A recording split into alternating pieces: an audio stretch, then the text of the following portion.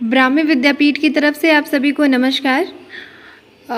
भारत में रेमिटेंसेस हर साल हर महीने जो भारतीय डायस्पोरा बाहर रहता है, वो जो भारतीय हैं भारत के बाहर रहते हैं, वो लगभग हर महीने अपने रुपए को जो भी वहाँ वो कमाते हैं वो अपने घर को वापस भेजते रहते हैं। लेकिन इस पे रिपोर्ट जो है, सालाना रिपोर्ट साल में एक बार आती है, और इस बार जो रिपोर्ट आई है वो बिल्कुल सभी को चौंका देने वाली रिपोर्ट आई है। और आपको जान के हैरानी होगा कि इंडियंस ने लगभग 111 डॉलर, है ना, 111 बिलियन डॉलर का जो रेमिटेंस है वो भारत को भेजा है।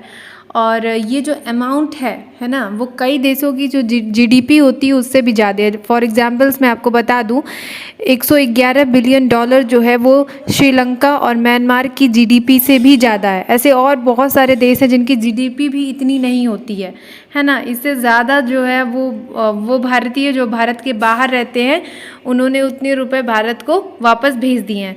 ये जो रिपोर्ट है जिसमें इसके बारे में बताया गया है, उस रिपोर्ट को जानना ज़रूरी है क्योंकि वो एग्ज़ाम्स पर्सपेक्टिव से इम्पॉर्टेंट है। तो एक संस्था है जिसका नाम है international organization for migration report, है ना, इसने रिलीज़ किया है इस रिपोर्ट का। और इस रिपोर्ट का नाम है वर्ल्ड माइग्रेशन रिपोर्ट, है ना। ये जो रिपोर्ट है वो इंटरनेशनल ऑर्गेनाइजेशन फॉर माइग्रेशन के द्वारा दिया गया है, इसे आप लोग नोट कर लीजिएगा। और इस रिपोर्ट में उन देशों के नाम दिखाए गए हैं जो टॉप देश है जो बहुत सारे रेमिटेंस अपने देश को भेजते हैं। रेमिटेंस होता क्या, मैं आप लोगों को बता दूं।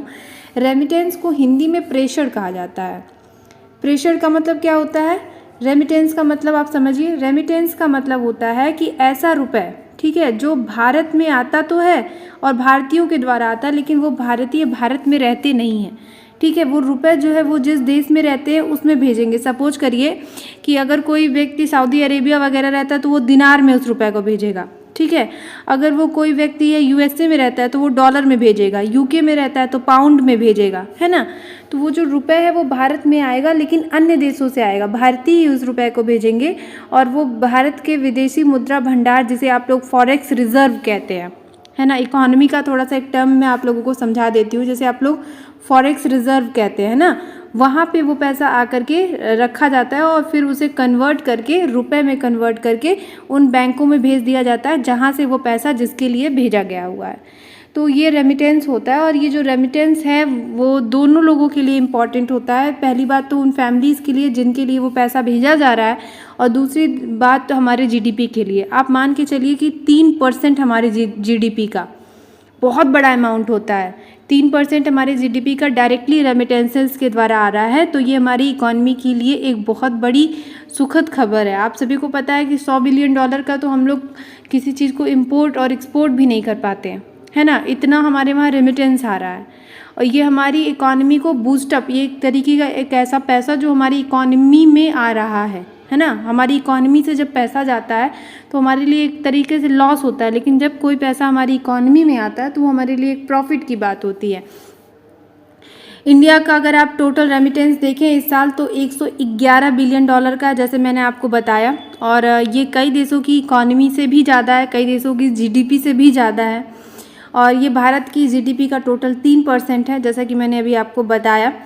अगर आप देखें तो जो ऐसे देश जहाँ से भारत सबसे ज़्यादा रेमिटेंस भेजता है, तो आपको पता होगा बहुत सारे भारतीय जो हैं वो गल्फ़ देशों में रहते हैं, है ना। ऐसे देश जो जैसे कि सऊदी अरेबिया हो गया, कतर हो गया, ओमान हो गया, यूएई हो गया, है ना। इन सभी देशों में रहते हैं। इन सभी देशों में कंस्ट्रक्शन का, जो बिल्डिंग बनाने का काम हो गया, ऑयल निकालने का काम हो गया, वो सभी काम करने वहाँ पे जाते हैं। और ये हमारे कुछ ऐसे लोग होते हैं जो स्पेशली साउथ इंडिया से गल्फ़ नेशंस में जाते हैं, और स्पेशली ये टेक्नोलॉजिकली इतने पढ़े लिखे नहीं होते हैं, तो वहाँ पे एक तरीके का लेबर वर्क करने जाते हैं।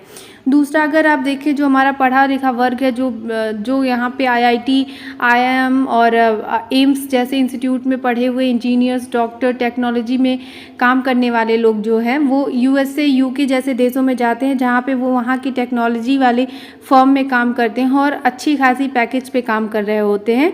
और वो हर महीने लगभग अपने घर को कुछ ना कुछ पैसे भेजते रहते हैं, है ना। जापान और सिंगापुर में भी बहुत सारे भारतीय जो हैं वो काम करते हैं।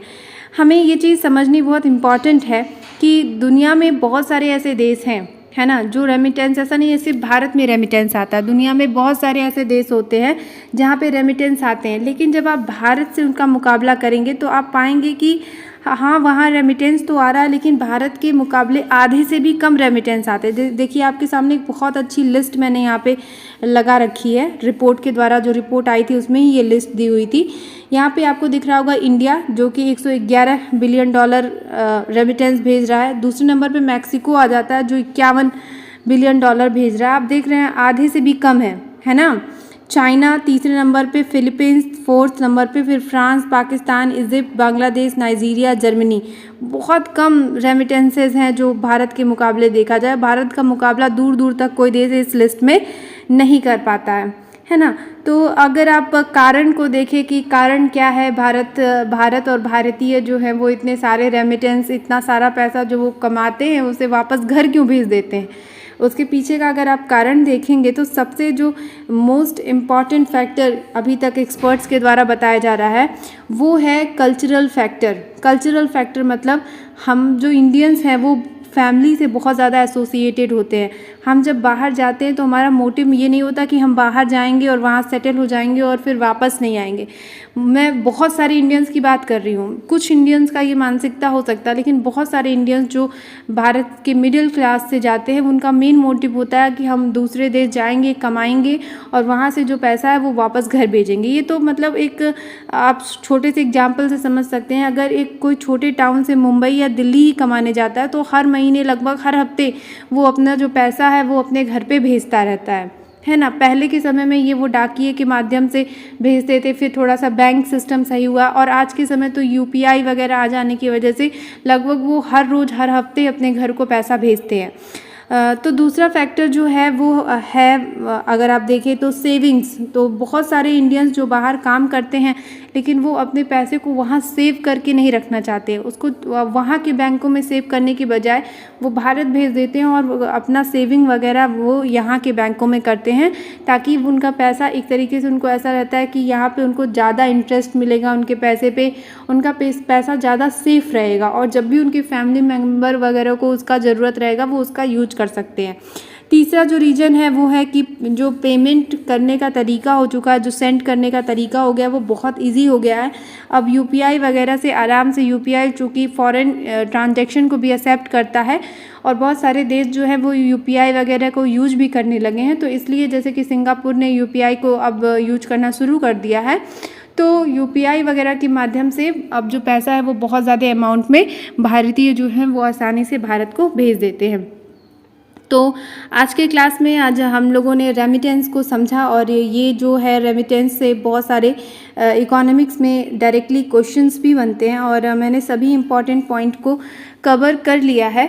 मैं एक छोटा सा सवाल आप लोगों से पूछती हूँ कि फॉरेक्स रिज़र्व जो हमारे देश का था वो कब सबसे कम चला गया था, मतलब हमारे पास बहुत ही कम रुपए जो हैं फॉरेक्स रिज़र्व में बचे हुए थे। ये एक एक्सप्लेन्ड क्वेश्चन है, इसका एक एक्सप्लेनेशन हमको कमेंट सेक्शन में आप लोग ज़रूर दीजिएगा। तो आज की क्लास को हम लोग यहीं पे समाप्त करते हैं, मिलेंगे अगली क्लास में।